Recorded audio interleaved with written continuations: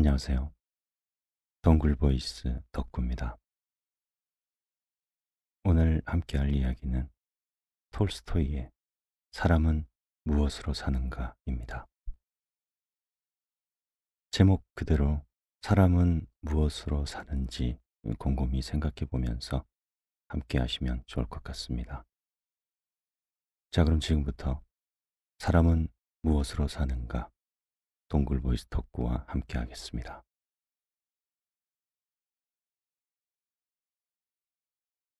사람은 무엇으로 사는가? 톨스토이 1장. 어느 농부의 집에 새들어 살고 있는 구두장이 세모는 무척 가난했다. 아내와 자식들까지 거느렸지만 집도 땅도 없었다. 구두를 만들거나 수선을 해서 조금씩 버는 돈은 식량을 사는데 모조리 들어갔다. 한 벌밖에 없어 외출할 때면 아내와 번갈아 입어야 하는 외투마저도 누더기가 된 지 오래였다. 세모는 새 모피 외투를 만들 양가죽을 사기 위해 허리띠를 졸라맸다. 돈을 모은 지 2년째 되는 올가을에 3루블에 돈이 모였다. 마을 사람들에게 받아야 할 외상값도 5루블 20코페이카가 있었다. 들뜬 마음으로 아침 일찍 일어난 세모는 마을 사람들을 찾아갈 채비를 했다. 3루블에 외상값을 보태서 양가죽을 사와야지. 신바람이 난 세몬의 발걸음은 가벼웠다. 세몬은 외상값을 받기 위해 농부 도리포노프의 집으로 갔다. 그러나 그는 벌써 나가고 없었다. 이 친구 어디 갔나요? 아침 일찍 나갔어요. 외상값은 일주일 안에 꼭 갚을 테니 좀 기다려 주세요. 농부의 아내가 통사정을 했다. 세모는 하는 수 없이 다른 농부의 집으로 갔다.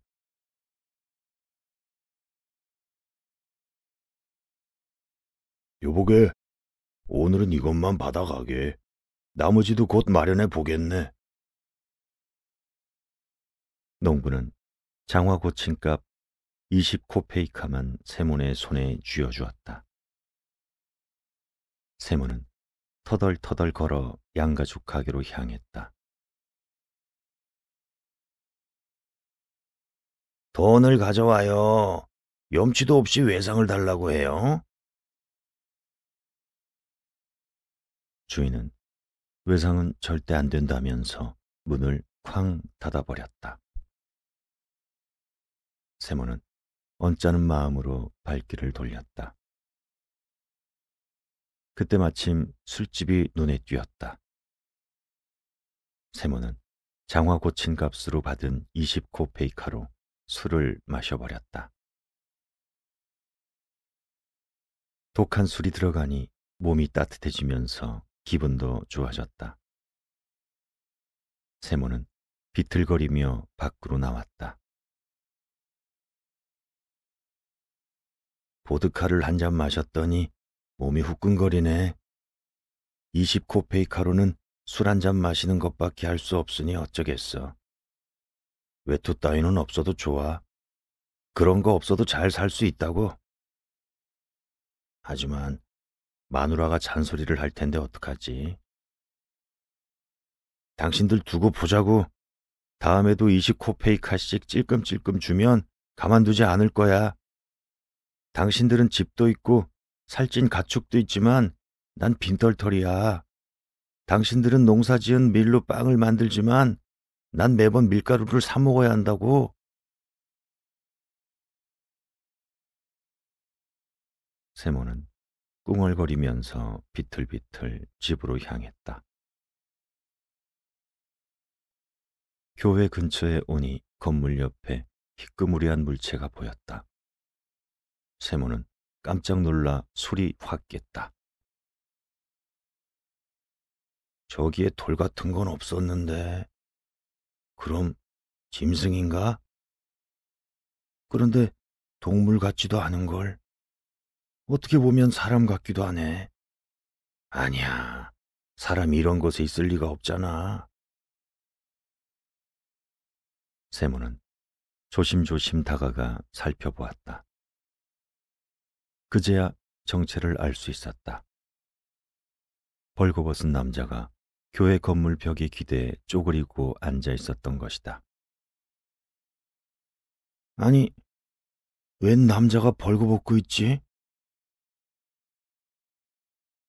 벌거벗은 남자는 이미 숨이 끊어졌는지 꼼짝도 하지 않았다. 세몬의 얼굴이 하얗게 질렸다. 누군가 사람을 죽여서 옷까지 벗겨 끌어다 놓고 도망갔나 봐. 이 근처에서 꿈을 대고 있다가는 무슨 일을 당할지도 몰라.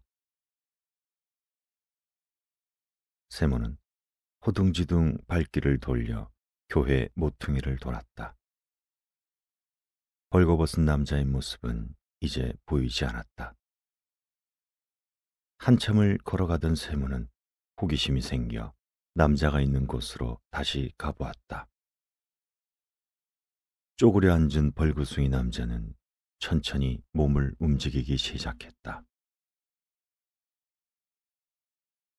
죽지는 않았네. 가까이 다가가 무슨 일인지 알아볼까? 아니야. 갑자기 덤벼들어 목이라도 조르면 꼼짝없이 죽는 거라고. 설사 죽지는 않는다고 해도 귀찮은 일이 생길지도 몰라. 무슨 사연인지 알게 뭐람. 내 옷을 벗어줄 수도 없고 말이야. 에이, 그냥 가는 게 좋겠어. 세모는 이렇게 생각하며 집으로 향하는 발걸음을 재촉했다. 한참을 걸어가던 세몬이 머리를 좌우로 세차게 흔들며 중얼거렸다.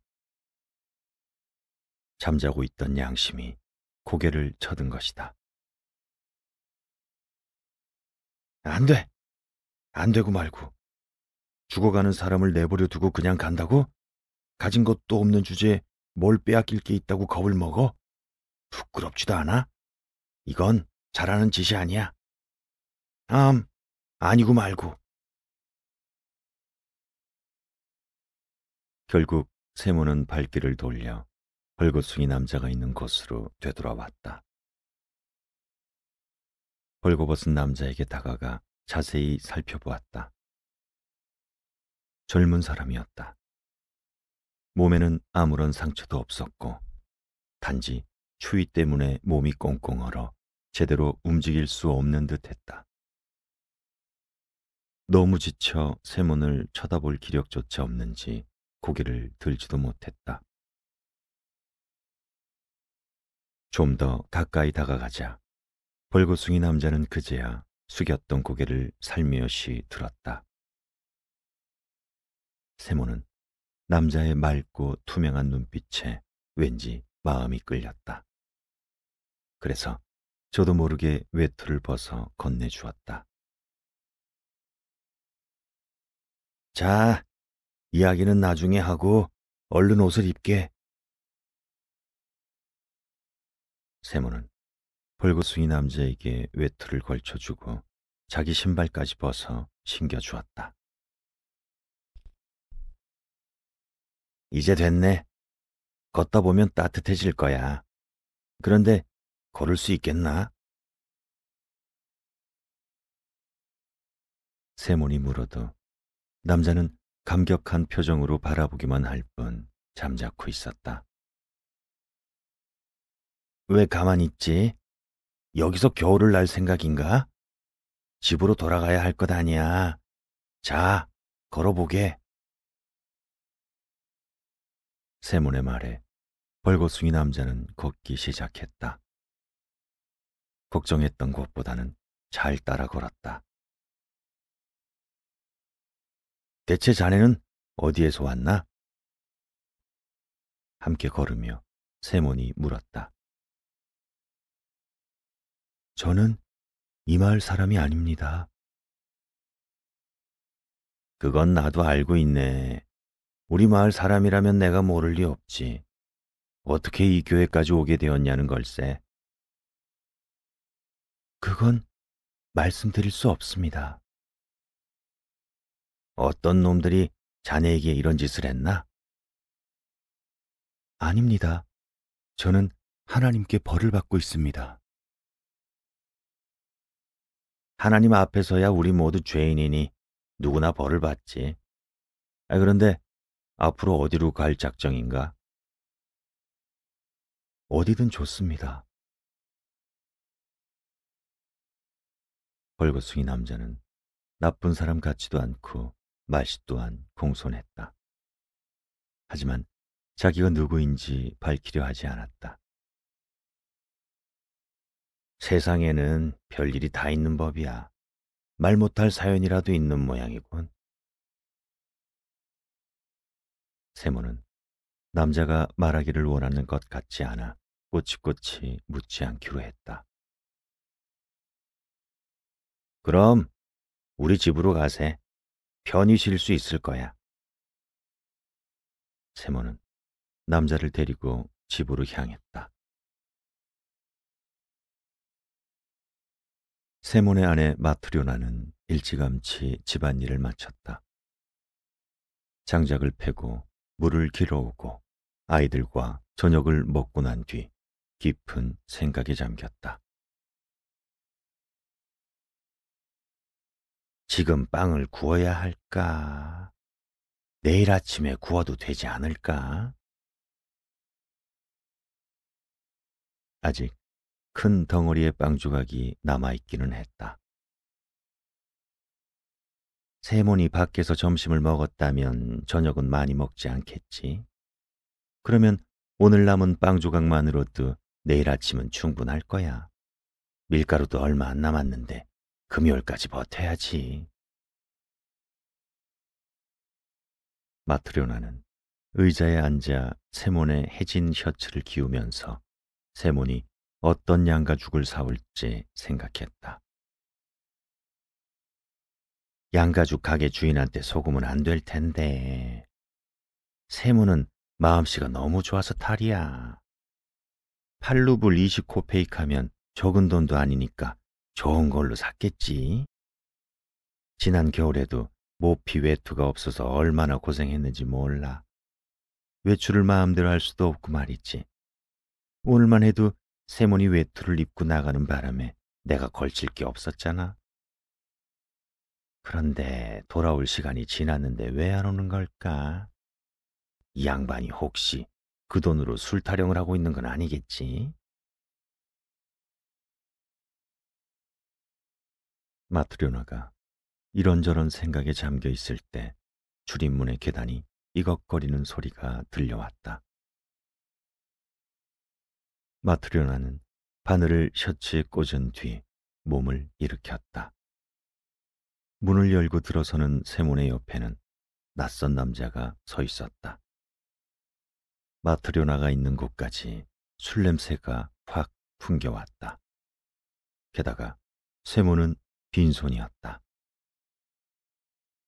역시 그 돈으로 몽땅 술을 퍼마셨군. 그것도 모자라 낯선 남자까지 데려오다니. 마트료나는 치밀어 오르는 화를 애써 누르고 두 사람을 맞았다. 자세히 보니 낯선 남자는 남편이 입고 나간 외투까지 걸치고 있었다. 속옷도 입지 않았는지 맨다리를 드러낸 남자는 고개를 푹 숙인 채 서 있었다.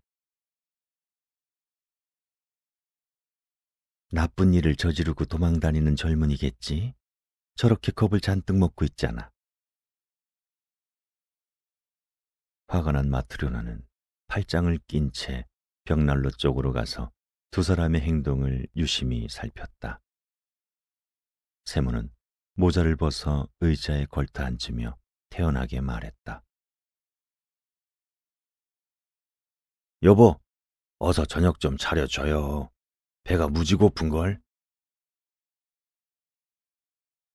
마트료나는 입을 삐죽 내민 채 들은 척도 하지 않았다. 세모는 아내의 무시무시한 눈빛을 애써 외면하며 남자의 손을 잡아당겼다.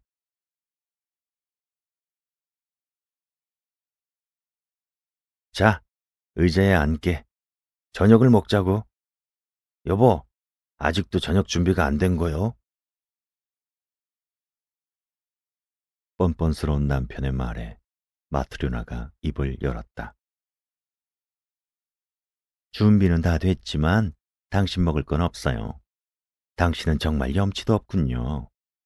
양가죽을 사러 간 사람이 그 돈으로 술을 퍼마시고 빈손으로 오는 것도 모자라 낯선 남자까지 데리고 와요? 우리 집에는 당신 같은 술주정뱅이가 먹을 음식은 없다고요. 마트료나, 제발 멋대로 추측하지 마. 먼저 어떻게 된 일인지 물어봐야 하지 않겠소? 그런 건 상관없어요. 그래, 아침에 가지고 나간 3루블은 대체 어떻게 했어요? 세모는 주머니를 뒤져 3루블을 꺼냈다.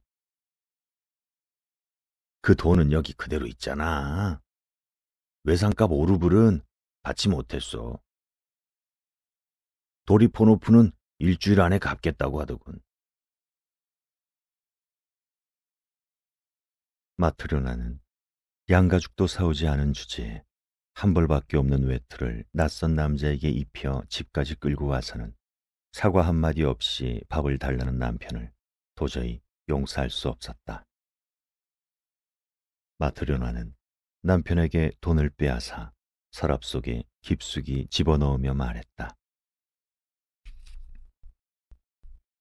술주정뱅이와 벌거숭이에게 줄 저녁은 없어요. 그런 줄 아세요?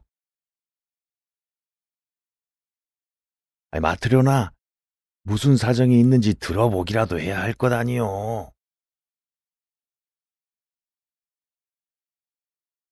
세모는 벌거숭이 남자를 데리고 오게 된 까닭을 사실대로 말하려고 했으나 마트료나는 남자에게 욕설을 퍼부으며 달려들었다. 내 옷 돌려줘요. 한 벌밖에 없는 남의 외투를 뺏어 입다니 너무 뻔뻔하군요. 마트료나의 갑작스러운 행동에 깜짝 놀란 남자는 허겁지겁 외투를 벗기 시작했다. 그러나 채 벗기도 전에 마트료나가 거칠게 잡아당겨 외투의 한쪽 소매가 쭉 찢어졌다.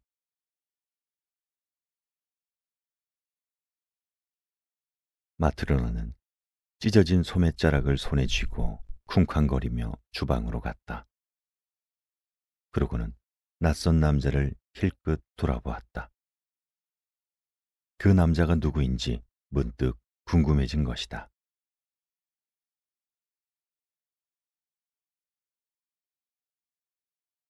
이장 저 남자가 주정뱅이도 아니고 정상이라면 왜 벌거숭이가 된 거죠? 게다가 외투 속에 아무것도 입지 않았잖아요. 당신은 저 사람을 어디서 데려왔는지 왜 솔직하게 말하지 못하는 거예요? 마트료나는 세몬 곁으로 가서 다그쳤다. 마트료나, 당신이 말할 틈이라도 줬어? 그렇지 않아도 말하려던 참이요. 집으로 돌아오는데 이 사람이 교회 벽에 쭈그리고 앉아 있었어. 꽁꽁 얼어붙은 채 말이요. 여름도 아닌데 벌거숭이 몸으로 벌벌 떨고 있더란 말이요. 나를 만났으니 다행이지 안 그러면 벌써 죽은 목숨이요. 하나님께서 도우신 거지. 우리도 살다 보면 무슨 일을 당할지 모르지 않소? 마트로나, 제발 마음 좀 가라앉혀요. 마트로나는 좀 더 캐묻고 싶었지만 참기로 했다. 고개를 푹 숙인 채 의자 끝에 쪼그리고 앉은 남자의 모습이 안쓰러워 보였기 때문이다. 아내의 눈치를 살피며 세몬이 다정하게 말했다. 마트로나, 당신 마음속에는 하나님이 있지 않소?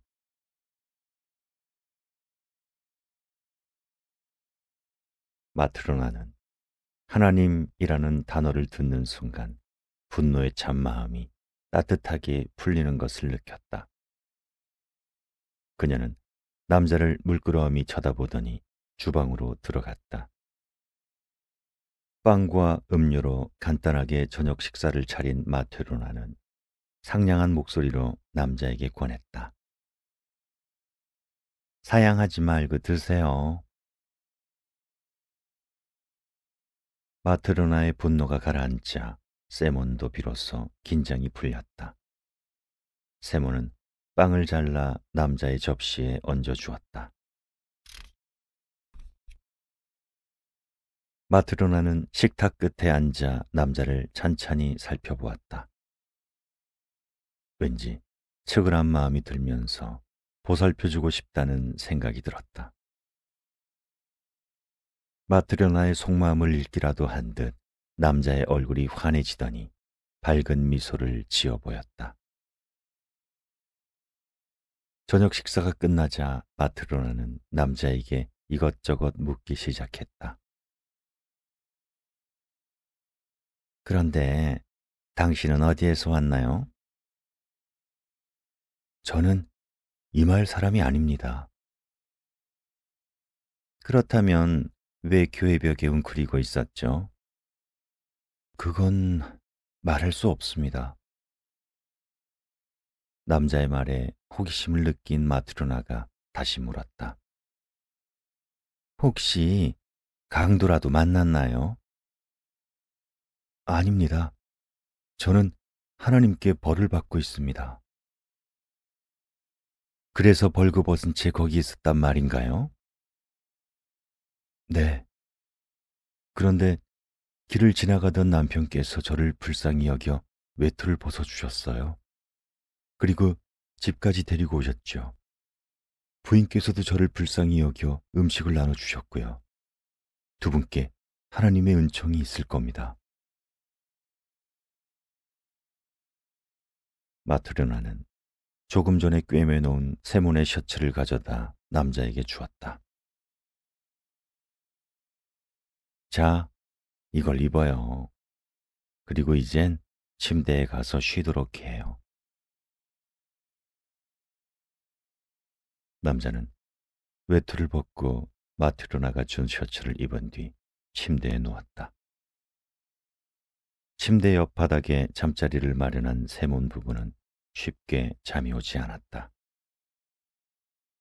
마트로나는 몸을 뒤척이다가 세몬에게 말을 걸었다. 세몬, 빵을 다 먹어버렸으니 내일 아침은 어떻게 하죠? 반죽도 해두지 않았는데 큰일이네. 말려나 집에 가서 빵 좀 얻어올까요? 그게 좋겠소.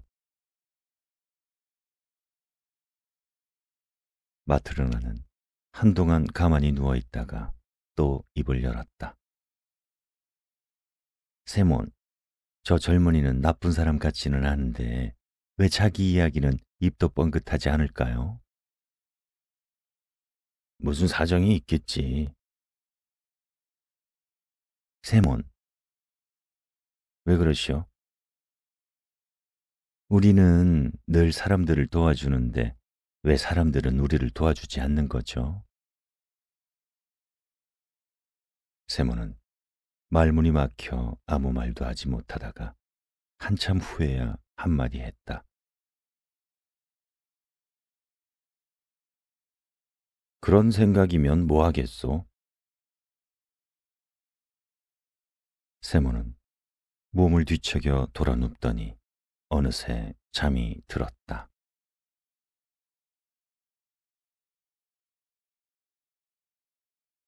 3장.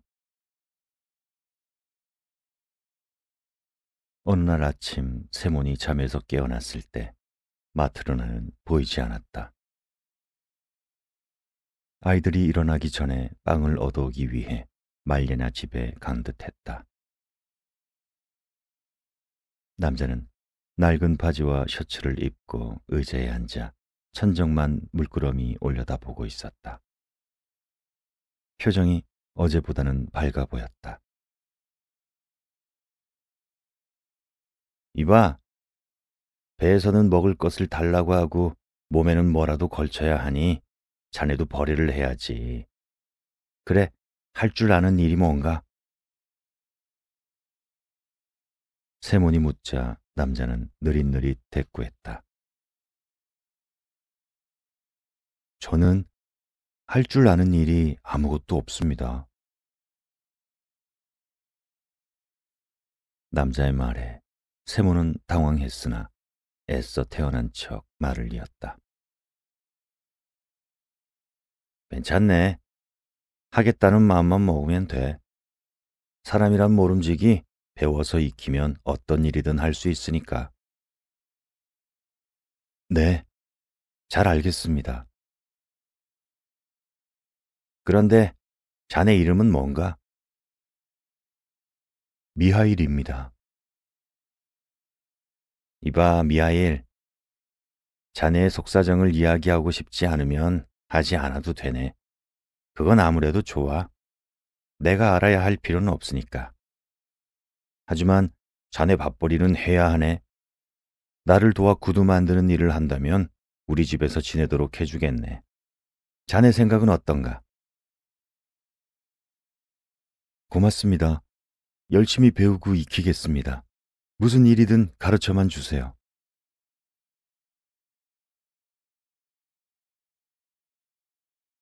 세모는 구두 꿰매는 실을 한 가닥 집어 손가락에 감아 꼬기 시작했다. 자, 미아일 잘 보게.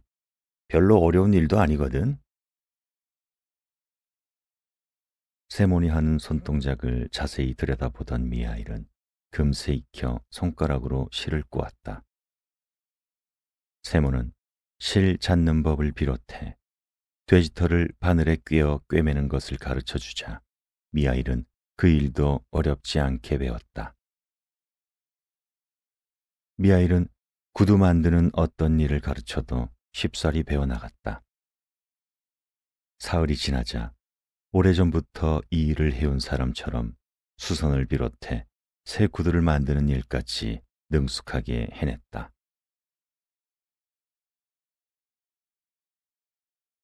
미하일은 일을 시작했다 하면 쉬지 않고 일만 했다. 한가할 때도 말을 하거나 웃지 않았고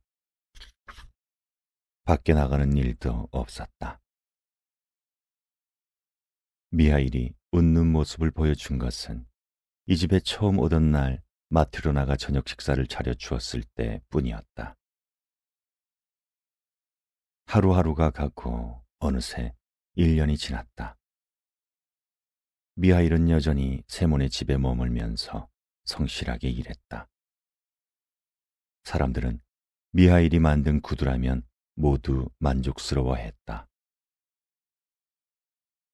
미하일의 솜씨가 좋다는 소문은 이웃 마을까지 퍼져나갔다.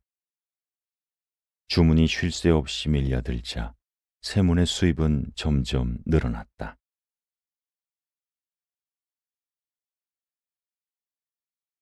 어느 겨울, 세몬과 미하일이 열심히 일하는데 삼두마차가 요란한 방울소리를 내며 집 앞에 멈춰섰다.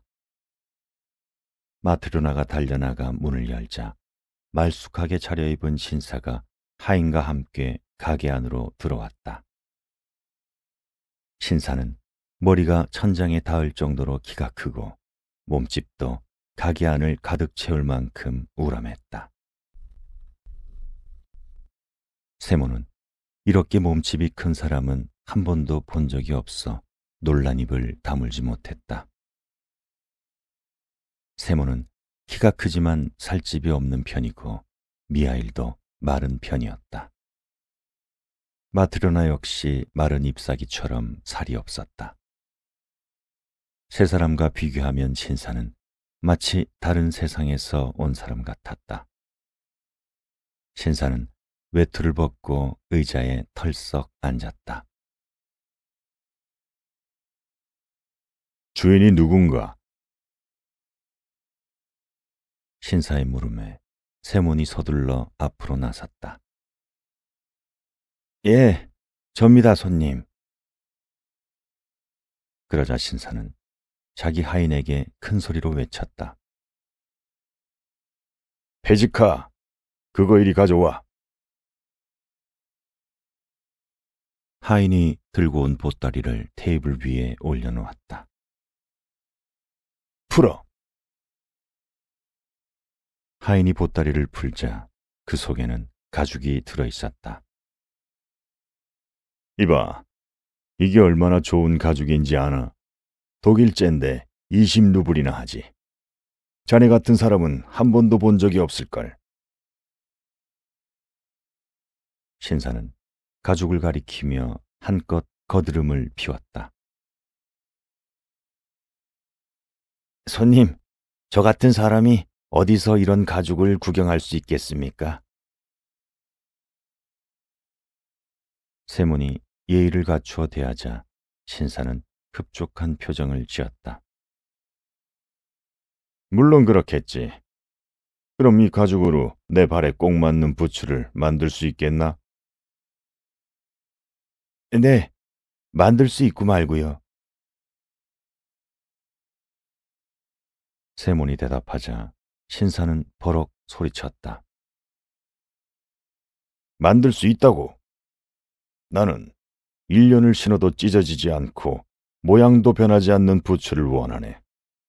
만약 1년이 되기 전에 찢어지거나 찌그러지면 자네를 감옥에 쳐넣을 거야. 그러니 자신이 있으면 저 가죽을 마름질하고 그렇지 않으면 아예 저 가죽에는 손도 대지 말게. 대신 1년이 지나도 끄떡 없으면 10루블을 주지. 자네가 할 수 있다고 생각하면 이 일을 맡게.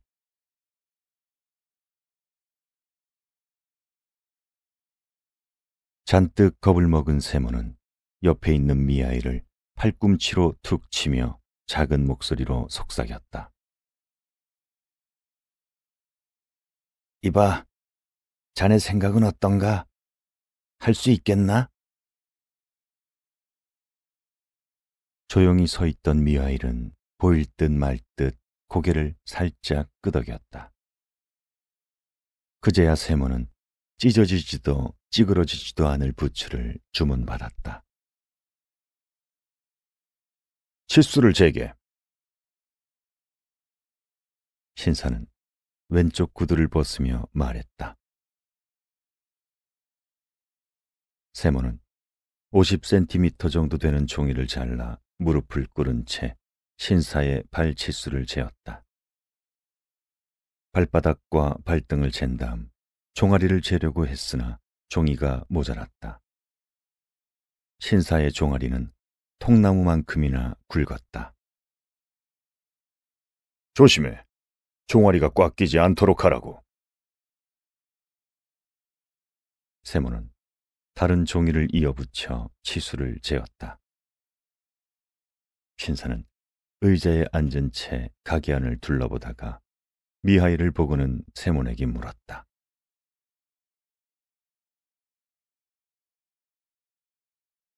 저 사람은 누군가? 우리 가게에서 일하는 직공입니다. 손님 부츠도 저 사람이 만들 겁니다. 신사는 미아이를 쳐다보며 말했다. 그럼 자네도 똑똑히 들어두게. 1년을 신어도 끄떡없는 부츠를 만들어야 한다고. 알았나? 그러나 미하일은 아무런 대꾸도 없이 신사가 등을 쥐고 서 있는 뒤쪽을 물끄러미 바라보았다. 마치 무언가의 정체를 알아내려고 유심히 살피는 듯한 표정이었다.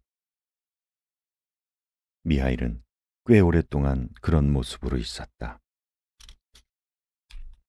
그러고는 보일 듯 말 듯 엷은 미소를 지었다.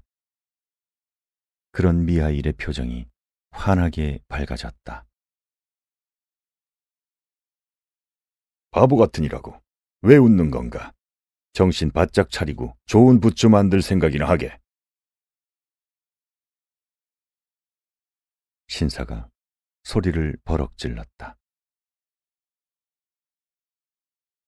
네, 약속한 날짜까지 꼭 만들어 놓겠습니다. 미하일은 얼른 대답했다.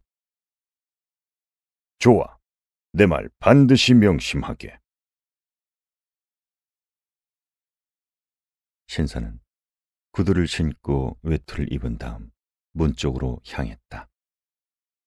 하지만 허리 구부리는 것을 깜빡 잊었는지 그만 이마를 쾅 하고 부딪히고 말았다. 신사는 화를 내며 욕을 해대더니 이마를 쓱 문지르고는 마차를 타고 떠났다. 신사가 떠나자 가슴을 쓸어내리며 세몬이 입을 열었다. 정말 대단한 사람이야. 쇳덩이에 부딪혀도 죽지 않겠어. 집이 날아갈 정도로 세게 부딪혔는데도 별로 아파하지도 않잖아.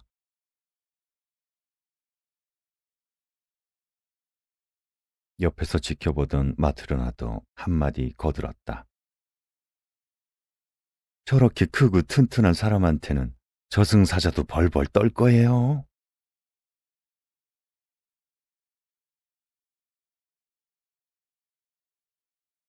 4장.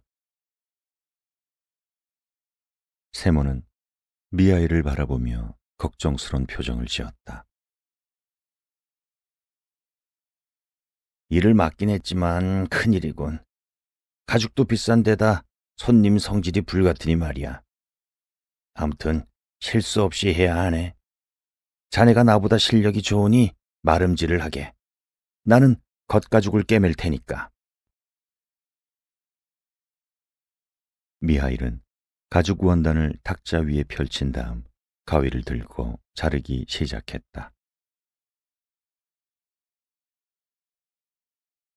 옆에서 지켜보던 마트르나는 깜짝 놀랐다.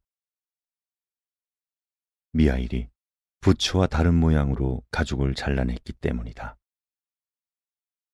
마트르나는 주의를 주려다가 잠자코 있기로 했다.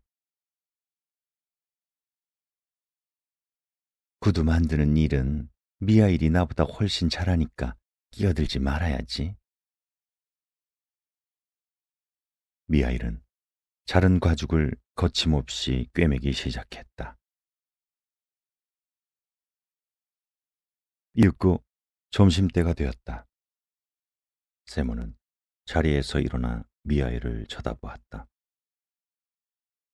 미하일 앞에는 부츠가 아닌 슬리퍼가 한 켤레 놓여 있었다. 세모는 가슴이 덜컹 내려앉았다. 아니, 이게 뭐야? 분명히 부츠를 만들라고 했는데 대체 뭘 만들어 놓은 거야? 하필 이런 때 실수를 하다니. 손님에게 뭐라고 변명하지? 이렇게 귀한 가죽은 구할 수도 없잖아. 세문의 얼굴은 딱딱하게 굳었다. 미하일, 대체 어떻게 된 일인가? 지금 나를 죽일 작정인가? 세문이 하도 기가 막혀 잔소리를 하고 있는데 누군가 다급하게 문을 두드렸다. 문을 열어보니 신사와 함께 왔던 하인이 서 있었다.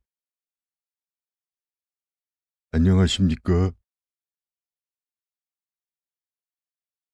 네, 그런데 무슨 일로 다시 왔나요? 세몬이 의아한 표정으로 물었다. 방금 주문했던 부츠 때문에 마님의 심부름을 받고 왔습니다. 부츠는... 이제 부츠는 필요 없게 되었습니다.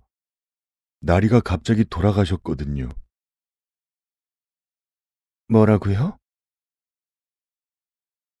집으로 가시는 도중에 마차 안에서 돌아가셨어요.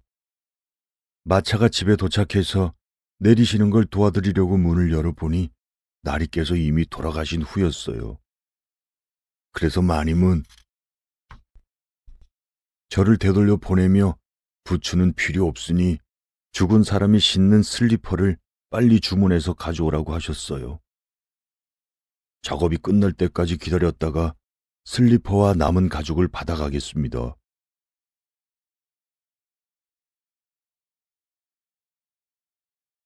잠자코 듣고 있던 미하일은 남은 가죽을 둘둘 말았다. 그러고는 완성한 슬리퍼를 탁탁 쳐서 부스러기를 드러내더니 앞치마로 깨끗이 닦아 하인에게 건넸다. 하인은 남은 가죽과 슬리퍼를 받아들고 돌아갔다.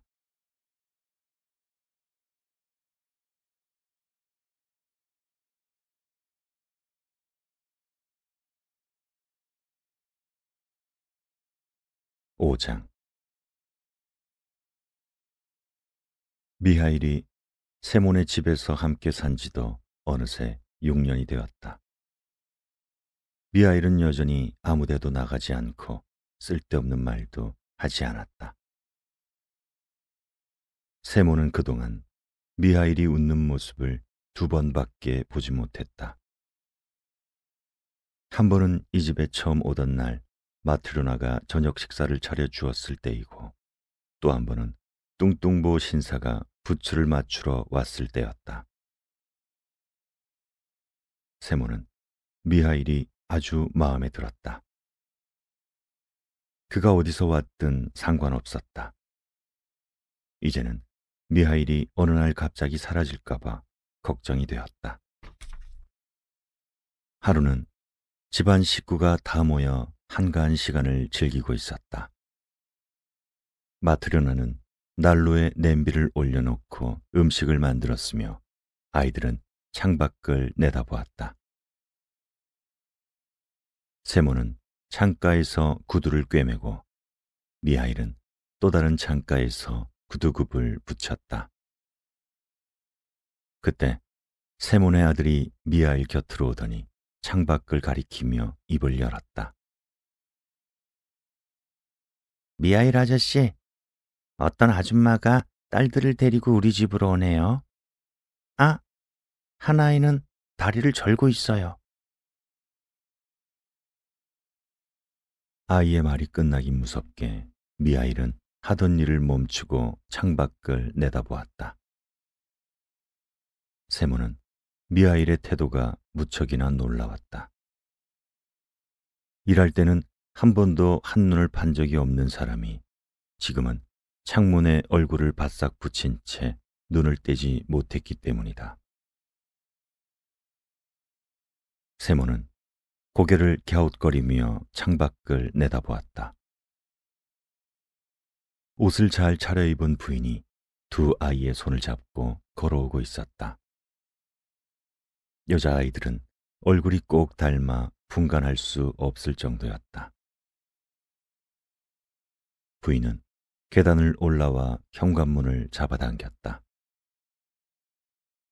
문이 열리자 두 아이를 먼저 들여보내고 부인도 뒤따라 들어왔다. 안녕하세요. 어서 오세요. 무엇을 도와드릴까요? 우리 애들이 봄에 신을 구두를 맞추려고요. 잘 오셨어요. 우리 집에서 일하는 미하일은 솜씨가 아주 좋거든요. 세모는 자랑스러운 표정으로 미하일을 바라보았다. 그런데 미하일은 아이들에게서 눈을 떼지 못했다. 마치 두 아이를 잘 아는 듯한 눈빛이었다. 세모는 의아하게 생각했지만 잠시 접어두고 여자와 흥정을 했다.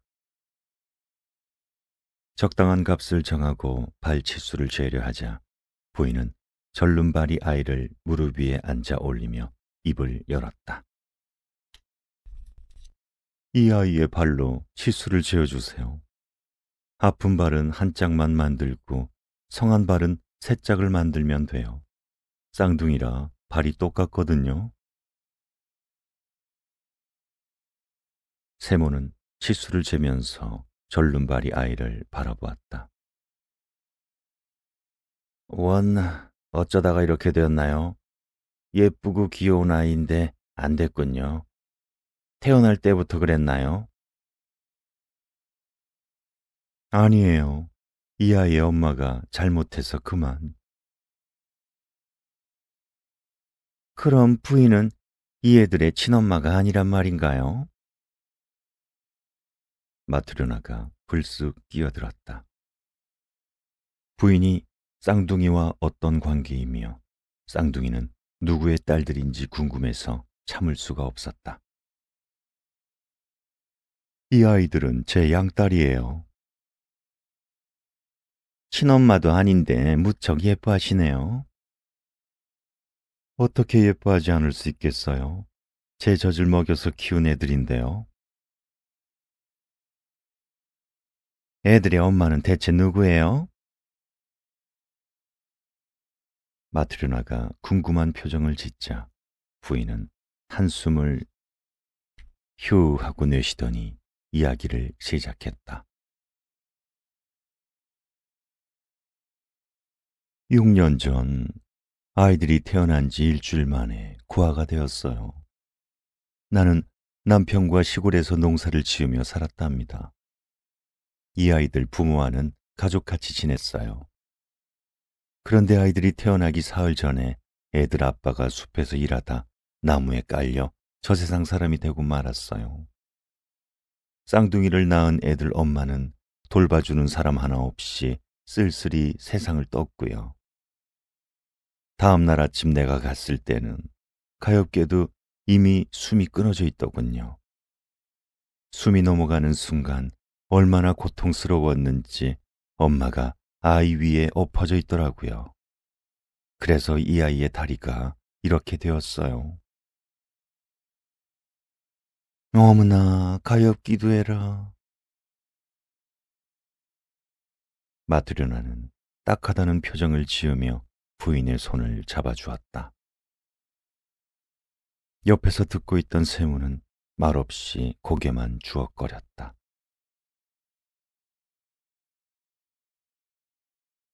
그래서 어떻게 되었어요? 마트료나가 다시 물었다. 마을 사람들이 모여서 장례는 치렀지만 갓난 아이들이 문제였어요. 보낼 데가 있어야죠. 그때 마을 여자들 가운데 젖을 먹일 수 있는 사람은 나밖에 없었어요. 아들을 낳은 지 얼마 안 되었을 때거든요. 그래서 당분간 내가 아이들을 맡기로 했죠. 그렇지만 나는 성한 아이에게만 젖을 주고 다리를 다친 아이에게는 젖을 주지 않았어요. 도저히 살아날 것 같지 않았거든요. 저런 혀를 끌끌 차는 세몬에게 마트로나가 눈총을 주었다. 그러자 잠시 입을 다물고 있던 부인이 다시 이야기를 시작했다. 그러던 어느 날 문득 이 아이가 불쌍해 보이는 거예요. 그래서 젖을 먹이기 시작했죠. 두 아이에게 한꺼번에 젖을 물렸다가 한 아이가 다 먹으면 기다리는 다른 아이에게 젖을 물렸답니다. 하나님의 은혜로 두 아이는 잘 컸는데 내가 낳은 아이는 2살 되던 해에 그만 죽고 말았어요. 만약 이 애들마저 없었다면 지금까지 내가 무슨 낙으로 살았겠어요. 그러니까 이 애들은 내게 생명의 촛불과도 같아요.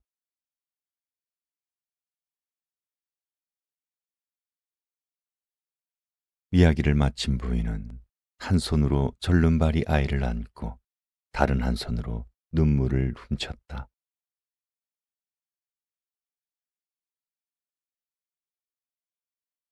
부모 없는 아이는 자랄 수 있어도 하나님 없이는 살아가지 못한다더니 그 말이 맞나 봐요. 마트료나는 한숨을 내쉬며 부인을 위로했다. 부인은 세몬과도 잠시 이야기를 나눈 뒤 자리에서 일어났다. 세몬과 마트르나는 문 밖까지 나가 부인과 아이들을 배웅했다. 미하일은 그때까지 한마디도 하지 않았다. 세몬과 마트르나가 들어와 보니 미하일은 무릎 위에 손을 올린 채 천장을 올려다보며 엷은 미소를 짓고 있었다. 미하일 주위로 밝고 아름다운 빛이 비치더니 방안을 환히 밝혔다.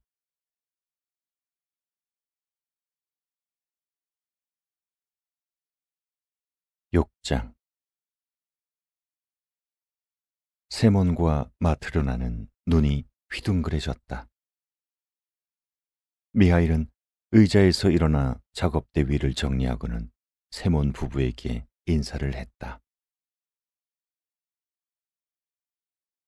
저는 이제 떠나야겠습니다. 하나님께서 저를 용서하셨으니 두 분께서도 저를 용서해 주시기 바랍니다. 미하일의 몸에서는 여전히 빛이 났다. 세몬은 미하일에게 정중히 머리를 숙였다. 미하일, 자넨 정말 보통 사람이 아닌 것 같군. 그러니 자네를 붙잡을 수도 없고 그동안 궁금했던 것들을 하나하나 캐물을 수도 없겠지. 하지만 이것만은 묻지 않을 수 없네. 자넨 원래 웃는 모습을 잘 보여주지 않았지. 처음으로 우리 집에 온 날에는 유난히 표정이 어두웠고 내가 자네의 엷은 미소나마 본 것은 지금까지 딱 3번밖에 없었네. 첫 번째는 자네가 우리 집에 처음 온 날 마트르나가 저녁 식사를 차려주었을 때였어. 두 번째는 뚱보 신사가 부추를 주문했을 때였고, 그리고 세 번째는 방금 전 한 부인이 쌍둥이 아이들을 데리고 왔을 때였네. 게다가 지금 자네 몸에서는 환한 빛이 나네. 자, 말해주게 미하일. 왜 자네 몸에서는 빛이 나며 왜 3번의 미소를 보여준 것인가?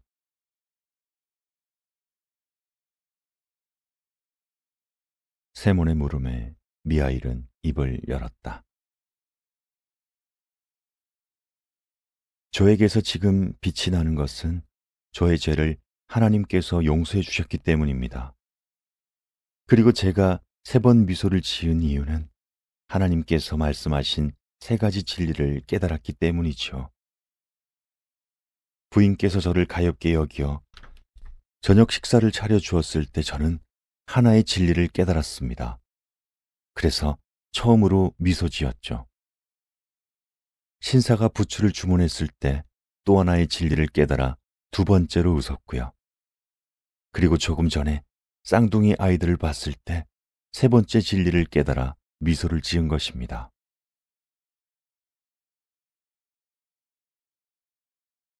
세몬은 어리둥절한 표정으로 다시 물었다. 미하일, 도대체 무슨 죄를 지었기에 하나님께 벌을 받았나? 그리고 하나님께서 말씀하신 3가지 진리는 무엇인가? 미하일은 진지한 얼굴로 지난 일들을 이야기하기 시작했다. 저는 하늘나라의 천사였는데 하나님의 말씀을 따르지 않아 벌을 받게 되었습니다. 어느 날 하나님이 제게 한 여인의 영혼을 거두어오라고 말씀하셨지요. 하지만 저는 아파 누워있는 여인이 너무 가엾어서 데려올 수가 없었습니다. 그 여인 곁에는 방금 태어난 쌍둥이 자매가 울고 있었거든요. 저를 본 여인은 흐느끼면서 천사님, 제 남편이 나무에 깔려 죽어 이제 막 장례를 치렀습니다. 제가 죽으면 우리 쌍둥이 곁에는 돌봐줄 친척도 없습니다. 그러니 제발 제 손으로 아이들을 키우게 해주세요. 하고 부탁하더군요.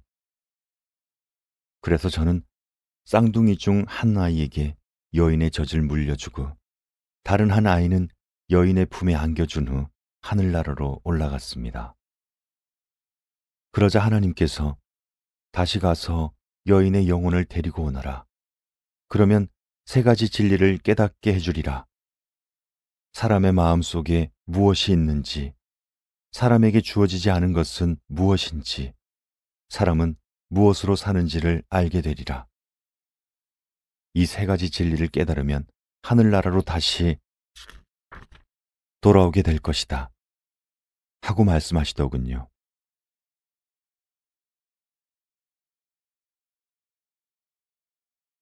하나님의 말씀이 끝나자마자 저는 세상으로 내려와 산모의 영혼을 거두었습니다. 그런데 여인은 차마 아이들을 두고 갈 수 없었나 봅니다. 여인의 영혼이 육체를 떠나는 순간 쌍둥이 중 한 아이의 몸을 덮치면서 한쪽 다리를 못 쓰게 되었으니까요. 여인의 영혼을 하나님께 바치려고 하늘로 올라가는데 돌풍이 일어 내 날개를 부러뜨렸습니다. 결국 여인의 영혼만 하나님 곁으로 올라가고 나는 이 땅 위로 떨어진 것입니다.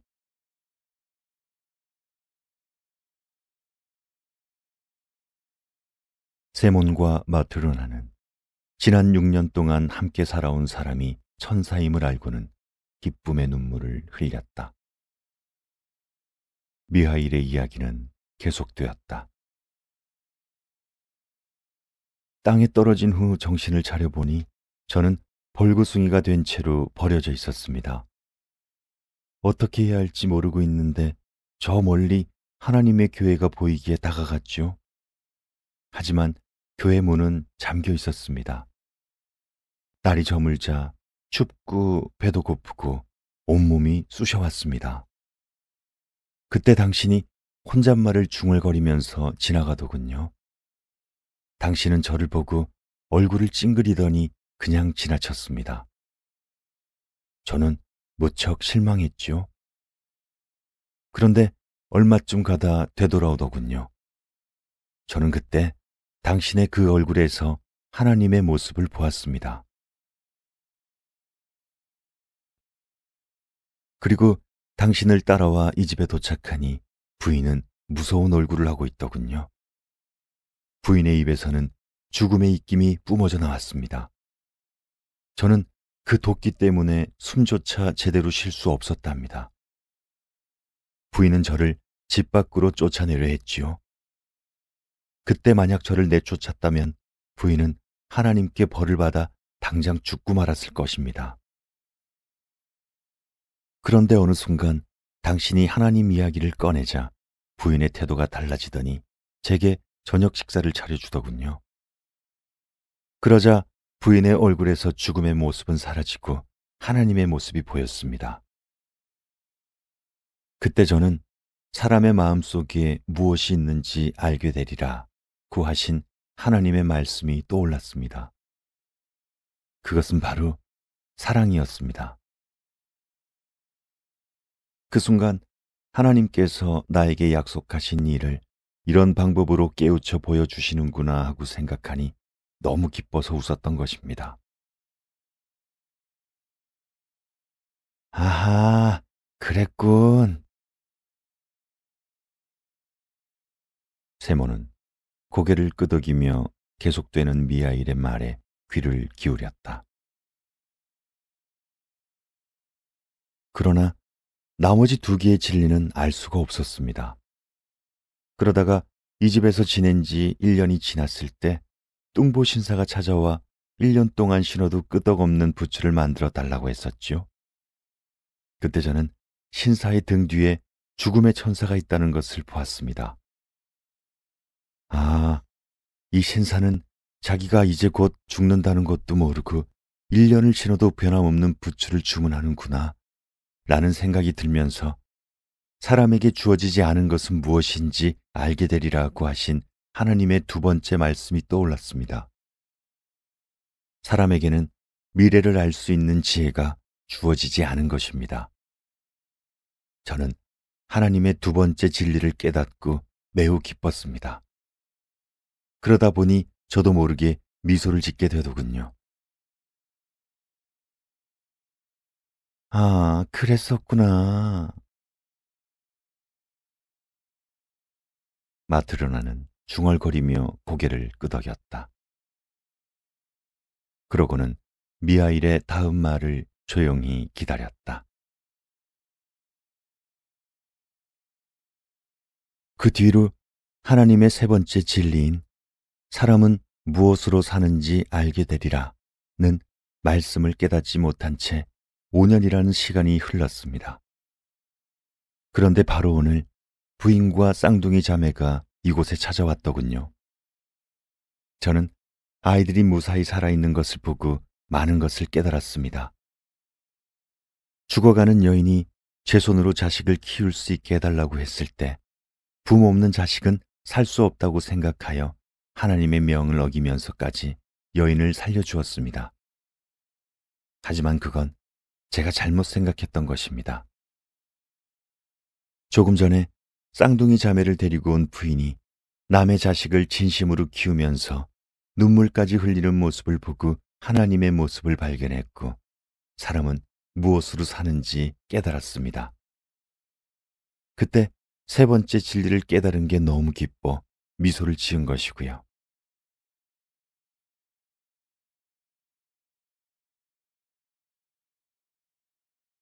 미하일이 말을 마치자 몸을 감싸고 있던 빛이 점점 더 강렬해졌다. 어느새 미하일은 천사의 모습으로 바뀌었다. 세몽과 마트르나는 너무나 눈부셔 똑바로 쳐다볼 수가 없었다. 미하일은 하늘에서 울려 퍼지는 듯한 목소리로 말하기 시작했다.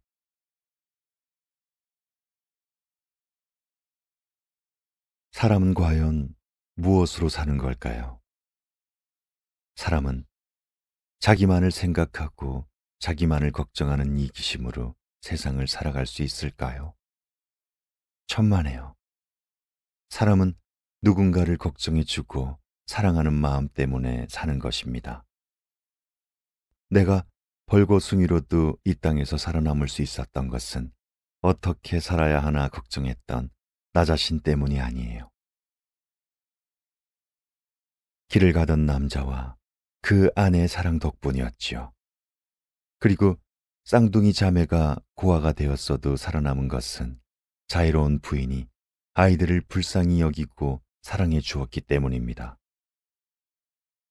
사랑으로 살아가는 사람은 하나님 안에 있으며 하나님은 그 사람 안에 계십니다. 하나님은 곧 사랑이기 때문이죠.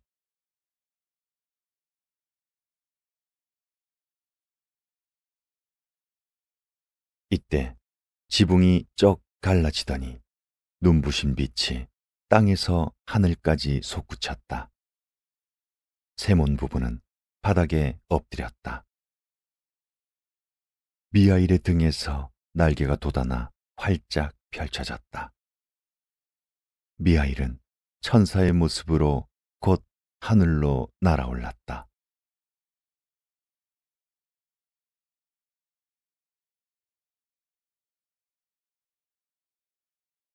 세몬과 마트로나가 정신을 차려보니 집은 예전과 다름없는데 미하일의 모습은 어디서도 찾을 수 없었다.